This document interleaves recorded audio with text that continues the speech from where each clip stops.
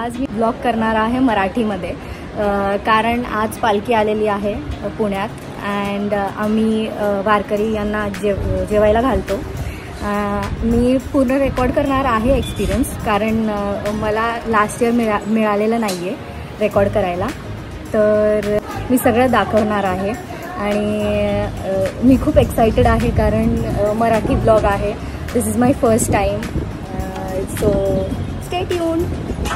आमच्या घरी बघा कोण आलेलं आहे. बहीण श्रावणी आणि माझी छोटी बहीण चिंकी.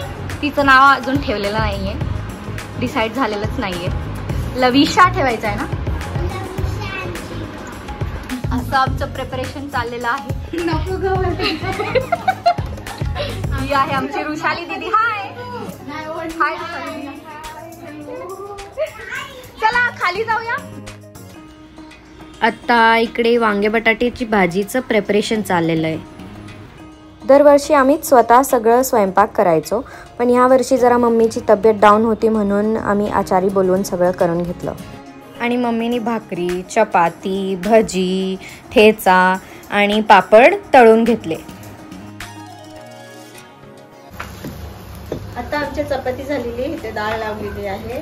खाली जो आचारी आहे तो वरण भात आणि वांग्याची भाजी करत आहे, आणि मी आणि माझी आंटी चपात्या करत आहोत. त्यानंतर मी भाकरी करणार आहे.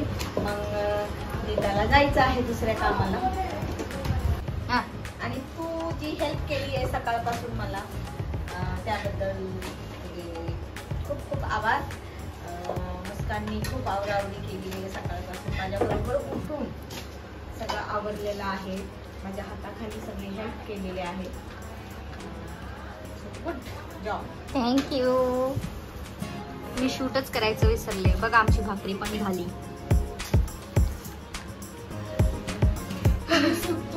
हे बघा आमचं फोडणीचं वरण पण तयार झालेलं आहे. आता वांग्याची भाजी आणि भात पण रेडी झालंय. खरं तर ही वारकरी जेवू घालण्याची प्रथा बाबांनीच सुरू केली होती, परंतु ते नसल्याने मम्मीची इच्छाच होत नव्हती. आणि आजोबा म्हणाले, बाबांनी सुरू केलेली प्रथा खंड पाडू नका. म्हणून आम्ही तयार झालो हे सगळं करायला.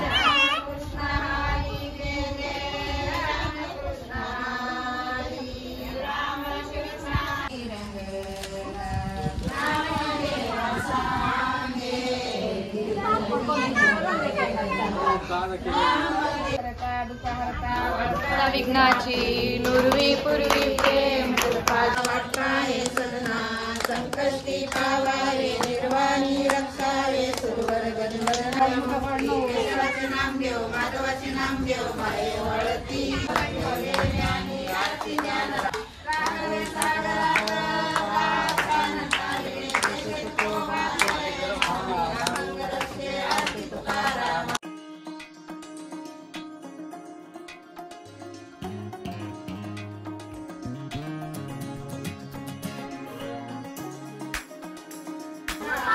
चावल नहीं है.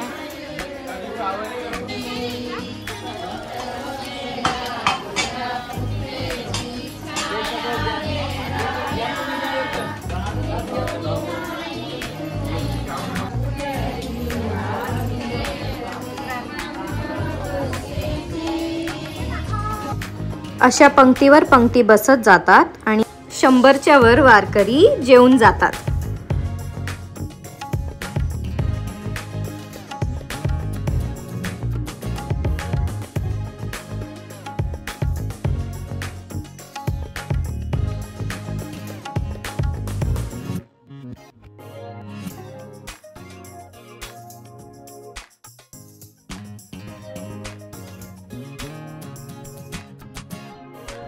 वारकरी जेवल्यानंतर आता आम्ही घरचे सगळे जेवायला बसलो आहोत. आणि चिंगीला आजोबा सांभाळत होते, कारण त्यांनी आधीच जेवून घेतलं होतं. आत्ता आम्ही आलेलो आहोत नानापेठेत. इकडे निवडुंग विठोबा मंदिरात तुकाराम महाराजांची पालखी थांबते. आता रात्रीचे 9 वाजलेले आहेत, तरी पण इतकी गर्दी आहे. सकाळी किंवा संध्याकाळी इकडे आलो असतं तर ह्याच्यापेक्षा जास्त गर्दी लागली असते. आणि संत ज्ञानेश्वर महाराजांची पालखी भवानी पेठेत थांबते. खूप गर्दी असल्या कारणाने आम्ही एकच पालखीचे दर्शन घेतले.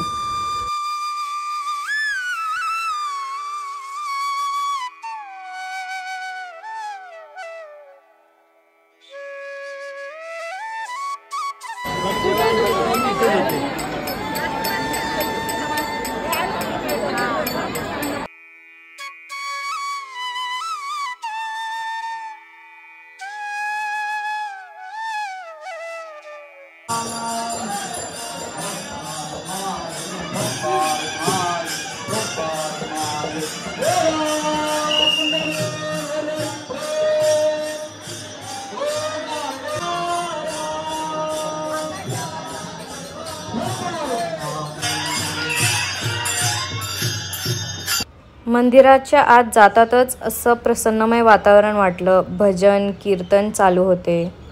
काही लोक पालखीचे दर्शन घेत होते. काही लोक विठोबा माऊलींचे दर्शन घेत होते.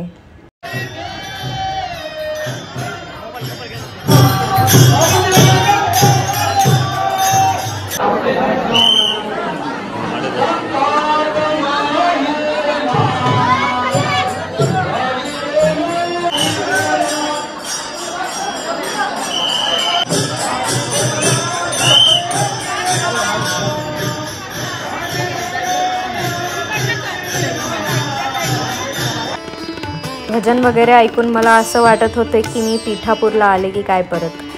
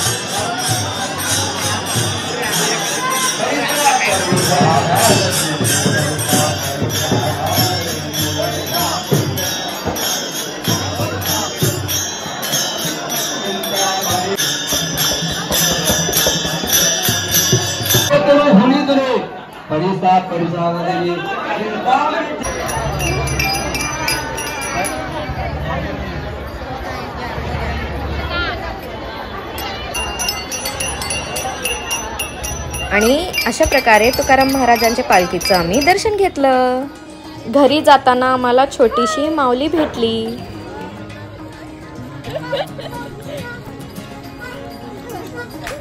हा ब्लॉग इकडेपर्यंत बघितला आहे ना. आता चला सबस्क्राईब करा, लाईक करा आणि शेअर करा. थँक्यू. आणि हां, कमेंट करायला विसरू नका.